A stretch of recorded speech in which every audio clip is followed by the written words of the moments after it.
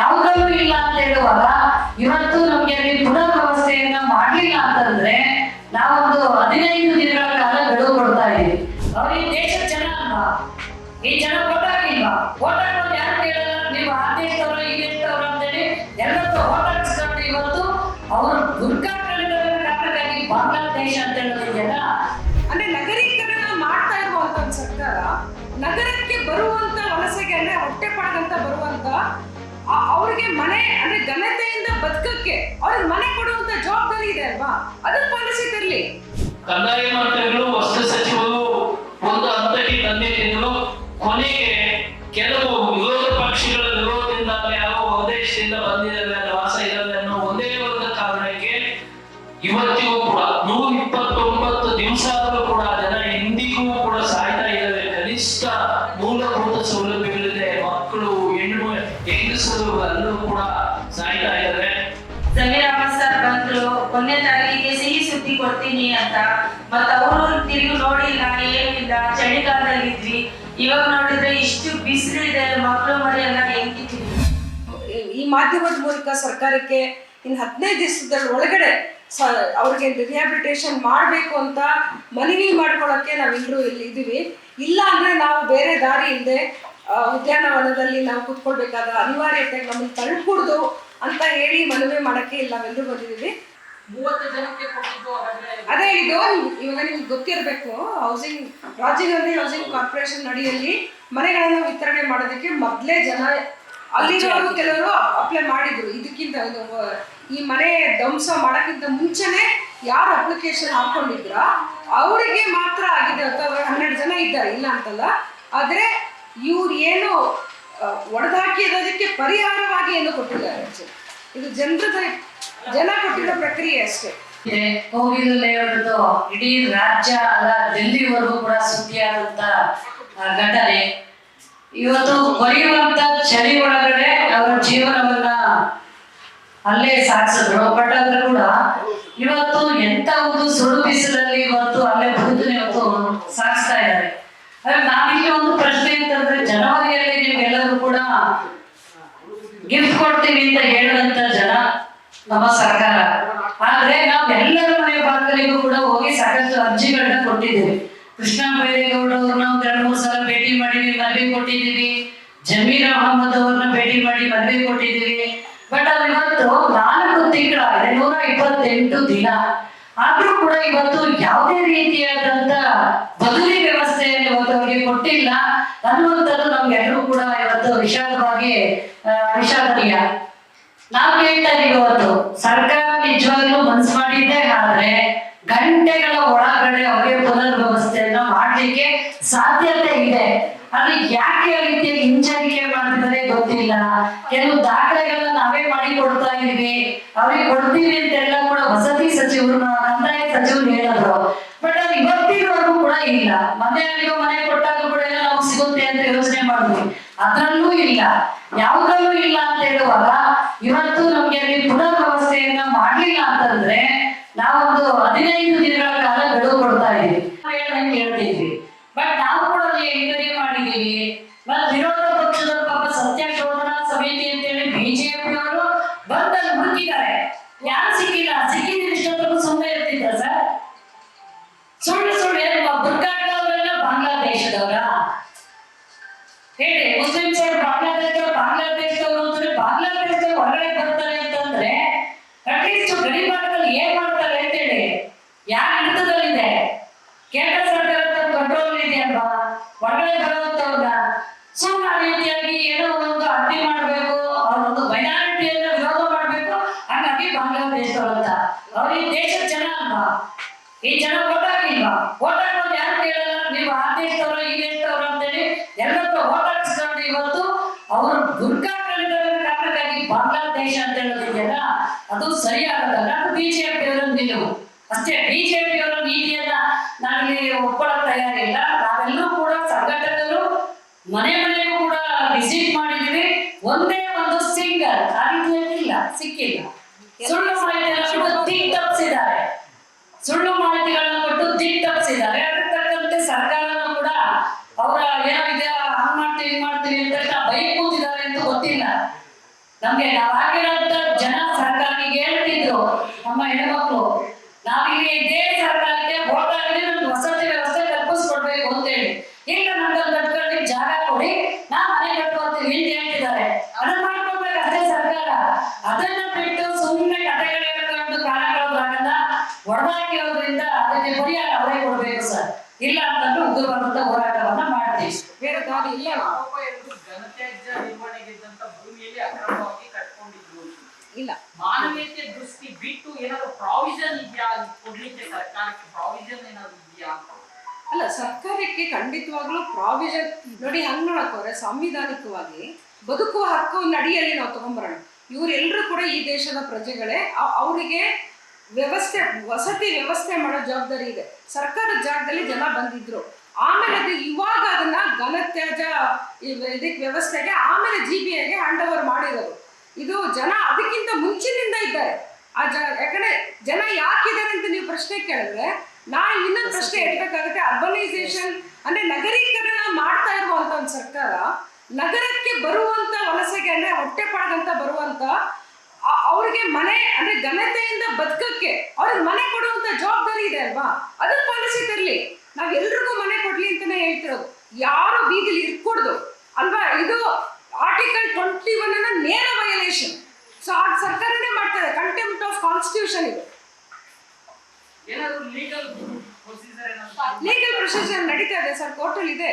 Court ಈಗ hearing 2 case ನಡೀತಾ ಇದೆ. ಅವತ್ತು 2 ರಿಟ್ ಅರ್ಜಿಗಳು ಕೋರ್ಟಲ್ಲಿ ನಡೀತಾ ಇದೆ. ಯಾಕಂದ್ರೆ ಇದು ಅನ್ಯಾಯ ಮಾಡಿರೋದು, ಅದರಗೂ ಬಡವರ ಮೇಲೆ ತೀರಾ ಅದು ಎಷ್ಟು ಅಂದ್ರೆ ಅರ ಉದ್ಯೋಗ, ಕಂಟಿನ್ಯೂಸ್ ಆಗಿ ಉದ್ಯೋಗ ಕೂಡ ಇಲ್ಲ. ಅರ ಉದ್ಯೋಗವನ್ನ ನಂಬ್ಕೊಂಡ್ ಬಂದಿರುವಂತ ಸಮುದಾಯದ ಮೇಲೆ ಗುಬ್ಬಿ ಮೇಲೆ ಬ್ರಹ್ಮಾಸ್ತ್ರ ಮಾಡೋದನ್ನ, ಇದನ್ನ ಡೆಮೋಕ್ರಸಿ ಅಂತ ಕರೆಯಕ್ಕಾಗಲ್ಲ ನಾವು. ಡಿಸೆಂಬರ್ 25ನೇ ತಾರೀಕು ಬೆಳಿಗ್ಗೆ 6 ಗಂಟೆಗೆ ಕೋಗಿಲ್ ಲೇಔಟ್ನ ನಿವಾಸಿಗಳನ್ನ ಬೀದಿ ಪಾಲ್ ಮಾಡಿದಂತ ಸರ್ಕಾರ ಕನಿಷ್ಠ ಮಾನವೀಯತೆ ಇದ್ದಿರ್ತದೆ. ನಾವು ಕೇಳೋದು ಇವತ್ತಿನ ದಿನ ಕನಿಷ್ಠ ಒಂದು ಗ್ಲಾಸ್ ನೀರಿಗೂ ಕೂಡ ಪರದಾಡ್ತಾ ಇದ್ದಾರೆ ಜನ. ಚಳಿಗಾಲದಲ್ಲಿ ಕೊರೆಯುವ ಚಳಿಯಲ್ಲಿ, ಡಿಸೆಂಬರ್ ತಿಂಗಳು ಅಂದ್ರೆ ಅತ್ಯಂತ ಚಳಿ ಜಾಸ್ತಿ ಇರುವಂತ ಒಂದು ಕಾಲ, ಆ ಚಳಿಯಲ್ಲಿ ಮಲಗಿದ್ರು. ಆ ನಂತರ ಈಗ ಸುಡುವ ಬಿಸಿಲು, ಕುಡಿಯೋ ನೀರಿಗೂ ಕೂಡ ಸರ್ಕಾರ ಕನಿಷ್ಠ ಮಾನವೀಯತೆ ಇದ್ದಿದ್ರೆ ಅವರು ಏನಾದ್ರು ಮಾಡ್ಬೋದಾಗಿತ್ತು. ಅಲ್ಲಿಂದ 6 ಕಿಲೋಮೀಟರ್ ದೂರದಲ್ಲಿ ಹೆಗ್ಡೆ ನಗರದಲ್ಲಿ ನಿಮ್ಗೆಲ್ಲ ಸ್ನಾನಕ್ಕೆ ಅದಕ್ಕೆ ವ್ಯವಸ್ಥೆ ಮಾಡಿದೀವಿ ಅಂತ 6 ಕಿಲೋಮೀಟರ್ ದೂರದಲ್ಲಿ ವ್ಯವಸ್ಥೆ ಮಾಡಿದೀವಿ ಅಂತ ಹೇಳಿದ್ರು. ಅಲ್ಲಿಂದ ಜಾಗ ಬಿಟ್ಟು ಕದ್ದಕ್ಕ ಜನ ಗಡಿ ಇಲ್ಲ. ಯಾಕೆಂದ್ರೆ 20ನೇ ತಾರೀಕು ತೆರವುಗೊಳಿಸಲು ಕನಿಷ್ಠ ಸಚಿವರು ನೋಡೋಣ ಅಂತ ಕಂದಾಯ ಮಂತ್ರಿಗಳ ಮನೆ ಮುಂದೆ 21ನೇ ತಾರೀಕು ಹೋದ್ರು. 21ನೇ ತಾರೀಕು ಕಂದಾಯ ಸಚಿವರನ್ನ ಭೇಟಿ ಮಾಡಕ್ ಹೋದಾಗ ಕನಿಷ್ಠ ಅವರು ಮನೆಯಲ್ಲಿ ಒಂದು 10 ನಿಮಿಷ ಕಾಯಕ್ಕಾಗದೆ ಅವರು ಬೇರೆ ಕೆಲಸಕ್ಕೆ ಹೊರಟೋದು. ಮಾರನೇ ದಿವಸ 22ನೇ ತಾರೀಕು ಒಂದು ಸಭೆಯನ್ನ ಮಾಡಿದಂತವ್ರು ಏನೋ ಮಾಡ್ತಾರೆ, ಜನಗಳ ಪರವಾಗಿ ಇವ್ರಿಗೊಂದು ಕಾಳಜಿ ಇದೆ ಅಂತ ನಾವೆಲ್ಲ ತಿಳ್ಕೊಂಡಿದ್ರು. ಕನಿಷ್ಠ ಅದು ಒಂದು ಹಂತಕ್ಕೆ ಬಂದಿತ್ತು. ಕಂದಾಯ ಮಂತ್ರಿಗಳು, ವಸ್ತು ಸಚಿವರು ಒಂದು ಹಂತಕ್ಕೆ ತಂದಿಟ್ಟಿದ್ರು.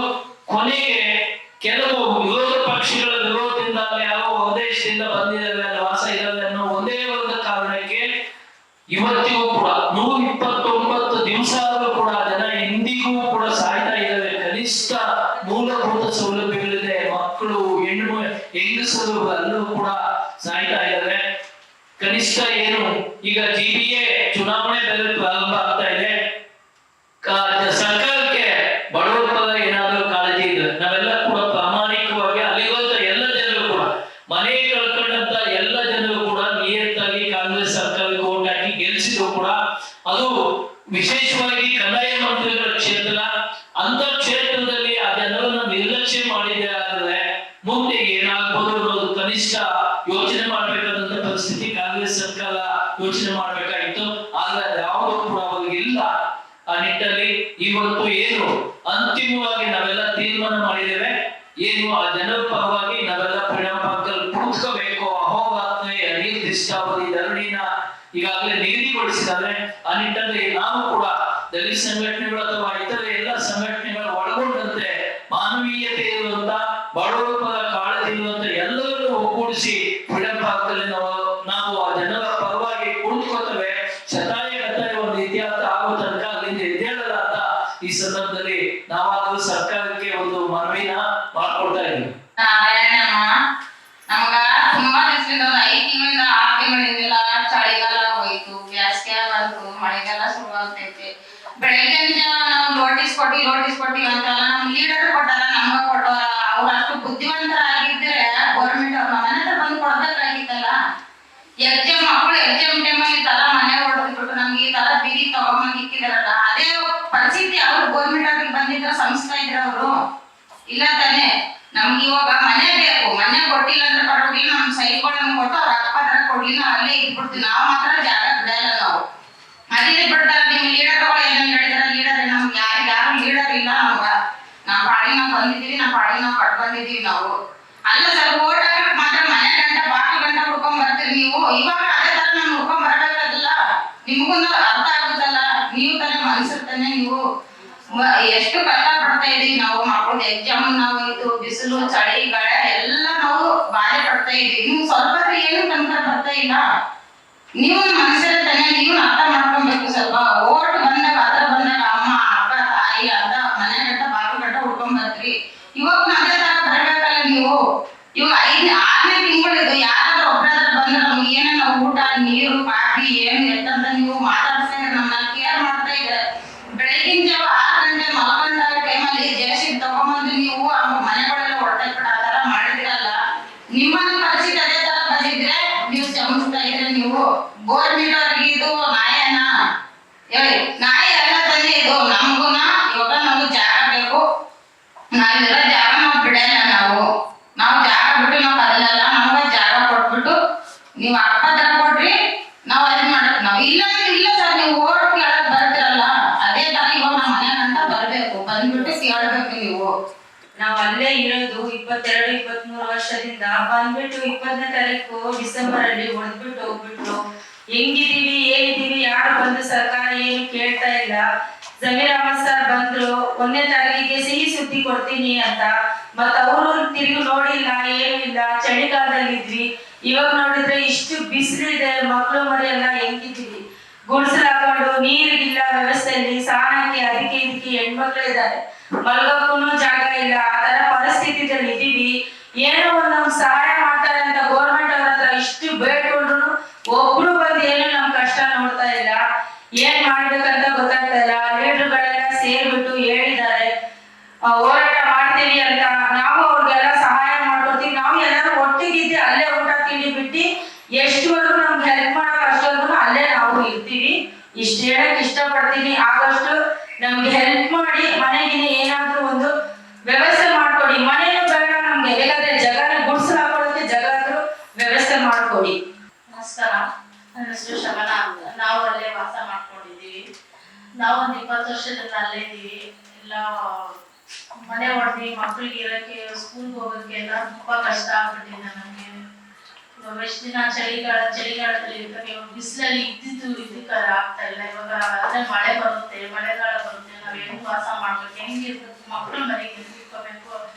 ಹೆಣ್ಮಕ್ಳಿದ್ದಾರೆ, ಹೆಣ್ಮಕ್ಳಿಗೆ ನೋಡ್ಕೊಳಕ್ಕೆ ಆಗ್ತಾ ಇಲ್ಲ. ಯಾವ ಇವ್ರು ಬರ್ತಾರೆ, ಗಂಡ್ಮಕ್ಳು ಬರ್ತಾರೆ, ಹೆಣ್ಮಕ್ಳಿಗೆ ಇಟ್ಕೊಳಕ್ ಆಗ್ತಾ ಇಲ್ಲ. ಹಂಗಾಗ್ತಿದೆ ನಮ್ ಪರಿಸ್ಥಿತಿ. ನಮ್ಗೆ ಏನು ಸಹಾಯ ಇದು ಗೌರ್ಮೆಂಟ್ ಇಂದ ಎಷ್ಟು ಬೇಗ ಸಹಾಯ ಆಗುತ್ತೆ ಅಷ್ಟು ಬೇಗ ಸಹಾಯ ಮಾಡಿ ನಮ್ಗೋಸ್ಕರ ನಮ್ಗೊಂದು ಹೆಲ್ಪ್ ಮಾಡಿ. ನಮ್ಗೆ ಆಗ್ತಾ ಇಲ್ಲ ಅಲ್ಲಿ ಇರಕ್ಕೆ, ಗುಡ್ಸಲು ಹಾಕೊಂಡು. ದಯವಿಟ್ಟು ನಮ್ಗೋಸ್ಕರ ಎಷ್ಟು ಬೇಕೋ ಅಷ್ಟು ಬೇಗ ಸಹಾಯ ಮಾಡಿ. ಮತ್ತಷ್ಟು ವಿಶೇಷ ವಿಡಿಯೋಗಳನ್ನು ನೋಡಲು ಮತ್ತು ಹೊಸ ವಿಡಿಯೋಗಳ ಬಗ್ಗೆ ತಿಳಿಯಲು ಈ ದಿನ .com ಯೂಟ್ಯೂಬ್ ಚಾನೆಲ್ ಸಬ್ಸ್ಕ್ರೈಬ್ ಮಾಡಿ ಮತ್ತು ಬೆಲ್ ಐಕಾನ್ ಕ್ಲಿಕ್ ಮಾಡಿ.